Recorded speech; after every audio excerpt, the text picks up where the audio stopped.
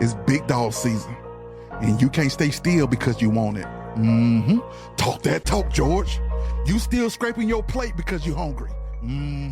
Talk that talk.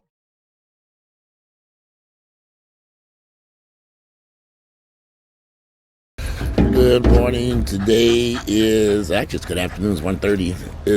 What is today's day? Sunday, October the 19th. The year is 2025. And guess who's here? Guess who's here? Guess who's here? Guess who's here? Guess who's here? Guess who's here being the pest on this view? It was raining out here earlier. The rain is going away. The sun has come out. The porch is nice and dry. So let me come outside for a second. All right, so there is I don't even know where to start with this. Last week, a guy named Byron Jamal committed suicide while in police custody. He was a former pastor, 36 years of age. Former pastor Byron Jamal dies in custody following arrest on child assault charges. So Byron Jamal, a former pastor turned relationship coach and motivational speaker, died early Thursday morning following an apparent suicide attempt. It was more than just an attempt. He committed suicide inside the Union County Detention Center. He was 36. This is in Union County, North Carolina. According to a statement from the Union County Sheriff's Office, detention officers discovered Jamal, legal name Byron J. Leach, what's this thing doing? Unresponsive in his cell shortly after midnight during a routine check. Medical staff and EMS responders were able to temporarily revive him, but he was later pronounced dead at a local hospital. Jamal had been taken into custody the day prior by a U.S. Marshals Task Force executing warrants stemming from a child sexual assault investigation led by Marshville Police. Authorities say Jamal injured himself attempting to flee arrest, leaping from a balcony, a third-floor balcony. After receiving treatment, he broke his arm. After receiving treatment for a broken arm, he was booked into custody that evening. Due to his medical condition, officials report he was placed in a solo cell, a fact that raises new questions about the facility's suicide prevention measures and oversight. So let me pause for a minute.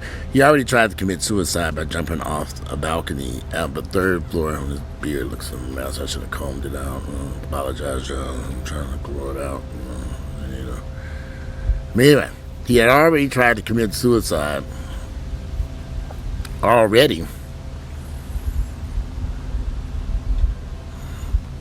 He's already jumped off a third-floor balcony and broke his arm, and they put him in the cell by himself.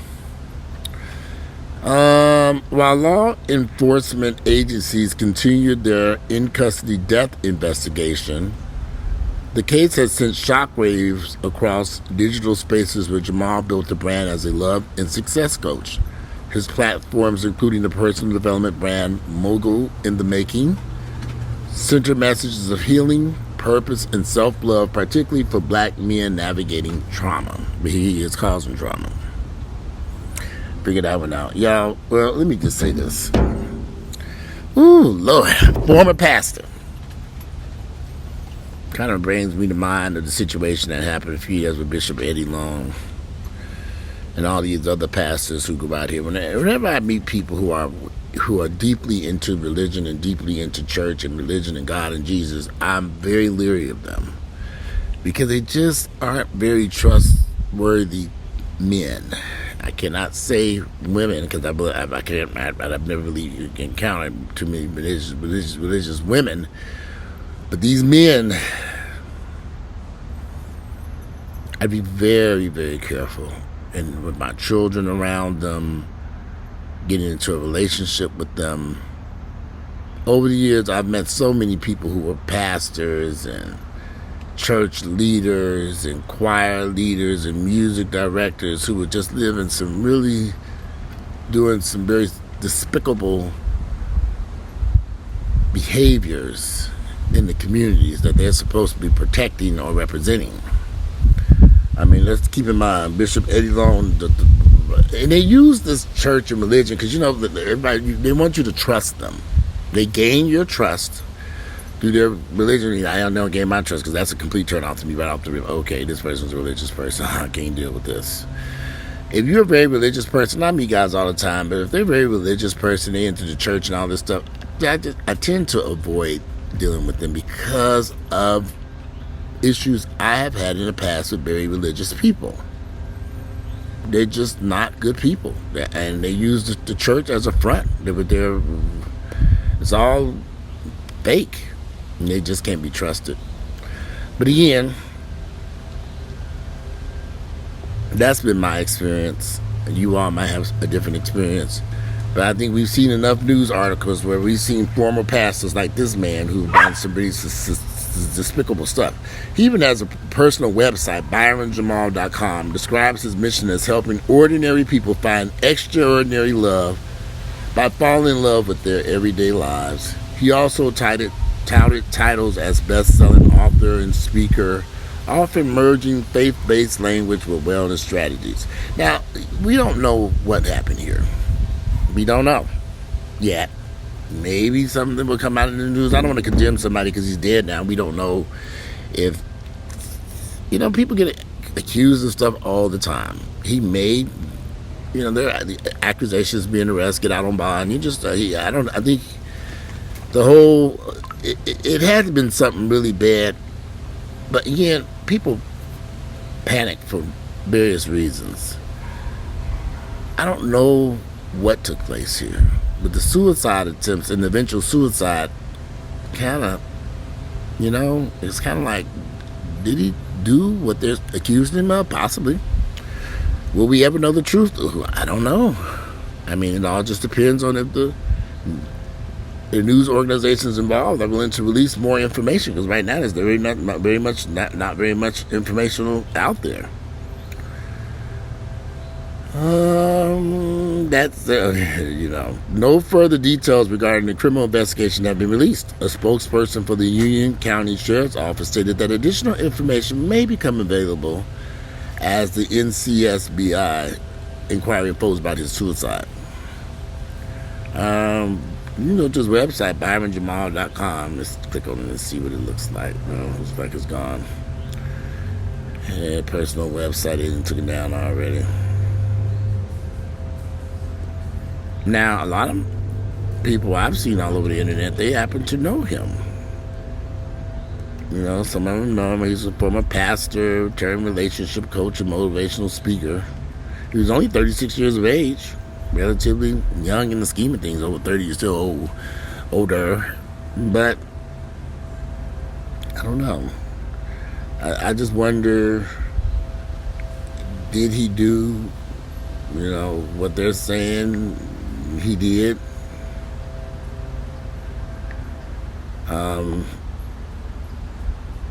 Did he do these horrible things to these people, to these kids, to this kid or kids? He had access to juveniles. Was he out there doing things?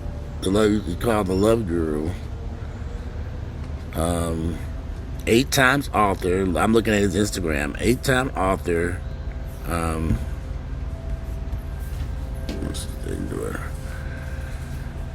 Author, coach, founder of Resilient Hearts, helping you heal soft, love hard, and rise from every storm. Figure that one out. He was helping you to heal soft, love hard, and rise from every storm. He looked like he was out there causing hurricanes to me. And he had a little post, "Are your friends keeping you single?" And then he wrote to something, "God reminds that love is giving without appreciation. Love is kindness without represents." What are y'all doing over here? Love is forgiveness without apology. Love is selfless without losing self. I mean, he wasn't a bad-looking guy. You just wonder, did he really... Come here, Grayson. Come here. Grayson, come here. That plant ain't bothering you. You should be over there bothering it. That's why you didn't fellow y'all, because y'all was over there harassing it. Leave it alone. Come over here. That plant ain't bothering you. If it ain't bothering you, leave it alone. You over there barking at the plant, it ain't bothering you. Then let's get back to you looking at. This isn't a bad looking guy. He's very handsome guy. Join me on my morning routine. Gym first, gotta lift before I uplift. Then it's off to work where the real stars are. Our therapy cats. Rescued, vaccinated, and now emotionally employed. They do the healing, I'm just on payroll. Check in with our turtle. Join me on my morning routine. Gym first, gotta lift before I uplift. So it makes you wonder. I mean, you have to wonder. I mean, I got a lot of questions. I got a lot of questions, you know. But we'll probably never get the answers. Well, a handsome, attractive guy like this, how would he be out there? What took place? Why is this man out here? Come here, Grayson. Come here. You just interminably interrupt this video. I mean, why was he out there sexually assaulting underage teenagers? What took place here? Over the years, I've had quite a few people that I personally knew who've been arrested. I personally knew that were arrested for sexually assaulting underage people. I know some people gone to prison. Several people. And I always wonder, you can find nobody of age. Why would you be messing around with someone and having sex with someone under the age of 18? What took place here? Because clearly this is what happened here, that this person was under the age of 18. So, he's not a bad looking guy, so, you know. Let's see another one of his videos. You're calling butterflies is actually discernment waving red flags. Oh, it feels good, but what you're calling butterflies is actually discernment waving red flags. So here are 3 things queer folks call chemistry that is actually chaos. Hi, I'm Byron Jamal, love guru, and your guide through this messy, magical, modern world of relationships and resilience. So let's get into it, because what some of y'all are calling fate is destined to fail. Number 1, it feels like home, but home wasn't always so great, was it? Sometimes as queer folks confuse intensity with intimacy because we never had healthy versions of either. That spark you're feeling, that's just trauma scanning for unhealthy patterns it's used to. Your body's so used to dysfunction and trauma, it's confusing what's comfortable with what's compatible. I've never trusted these type of people. Some people put on such a big fake front, and they're able to manipulate people. Like Bishop Eddie Long was able to manipulate those young men using his position as a pastor, bishop, or church leader. He was able to get those young boys to trust him. Sneaky suspicion, and I don't know. And I don't know this man. I never met him a day in my life. Never knew anything about him other than what I saw on the internet. I've seen a few of his posts. We followed each other, but I'm like, never really paid any attention to it. But it's shocking to see that this man made a decision based upon lust. The same stuff that he's talking about in these videos, and here he is, you know, in his video after video after video after video. And here he was out here, unfortunately, made a damn dumb decision to Grayson, you are just lost your mind. Get over here. Come here, Grayson. I'm talking, you barking. That we can't do both. Somebody's gonna have to be quiet, and you need to be quiet. I'm talking, you barking. Why? Why are you barking? What you barking at? You don't even know what you're barking at. You need a bath, you need a haircut, you need a teeth brush, and some shots. They need their shots. I need to take them to go get their shots. Well, y'all can check out Mr. Byron Jamal's his Instagram page, The Love Guru Byron Jamal. There are comments. I see the comments now. Somebody asked, wasn't he touching little kids? Then somebody said, was that necessary to post? Yeah, was he touching little kids? Yeah, because after multiple research, he multiple charges. And it's sad. I mean, yeah, that was necessary to post if he was out there doing that. I mean, y'all better, like I said, when I find somebody's very religious and caught up in their church and stuff, and they're into the church scene and very religious, I just don't trust them, because there's always something. And in my past experience, every single time I've trusted somebody who was in church every Sunday and God and Jesus, they saved, and all, it was just total nonsense, y'all. Whether an attorney or medical, it was always something, and I do not trust those people who are like this guy. Always God, this, and Jesus, that, but here you are putting your hands on little kids, knowing that you shouldn't have been doing it. No, he knew. If this is the case, I wasn't there. But I don't think these police came and arrested him without a substantial amount of evidence. I will say that. They take those charges very serious. This isn't just a shoplifting case. This is a very serious charge. And somebody went to police and said, this is what's happening, and alerted to them. Somebody found out something and alerted the police, and they did an investigation. You better believe that. And that's why they went over there and arrested his ass. They didn't just show up and just, oh, we gonna arrest. No, they didn't arrest and ask. They did the investigation. I firmly believe that. You know, I like to see a little bit more evidence come out to see, because see, I've never trusted these type of people. I just don't. I know how they get down. I know how disgusting they can be. I can tell y'all some stories.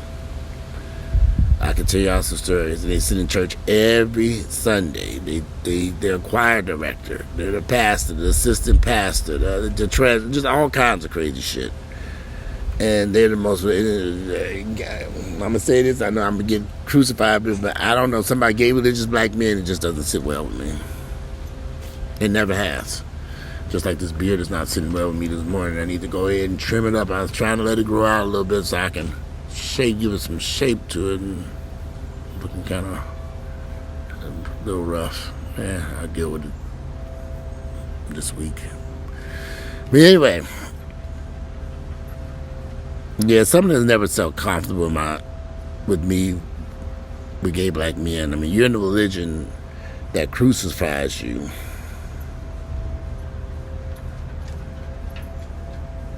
And here you are, and like I said, y'all, they live some really, these guys in that church, at the sex parties, the sex orgies, the sex this, sex that, sex, always sex. And that Sunday, they thank you, Jesus.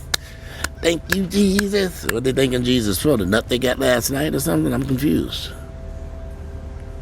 Every time I meet these guys who are into this church, God, Jesus, and religion shit, they are the most foul individuals I've ever met in my entire life. They live a disgusting life. And they end up in jail like this fool. Again, I wasn't there. I don't know what took place. But I can imagine. And I don't think these police, these detectives who went to arrest this man, who jumped off a third-floor balcony and broke his arm, I don't think, I'm pretty sure they did a very thorough investigation. You know, and this individual, you know, it is what it is.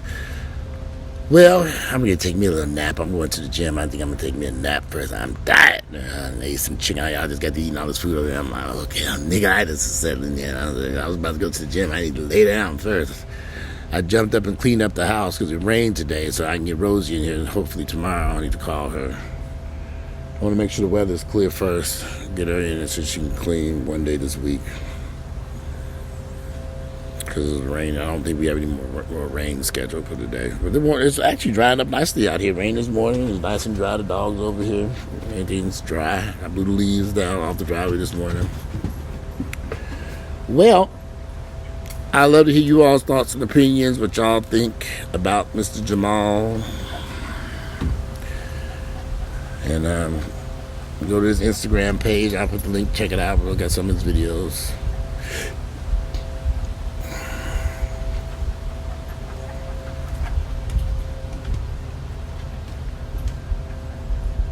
Yeah, but I don't think those officers, they took this very seriously. I'm 1,000% sure they thoroughly investigated this before they went and locked that man up. I'm willing to bet that they did a very thorough investigation before they went and charged him with these crimes and got that warrant. So maybe we'll find out in the future what took place or what he was accused of. Who knows? Today is Sunday. It's October the 19th. The year is 2025. I look forward to reading you all's comments. And I'm out of here. Take me a little nap and head to the gym. I'm out. Bye.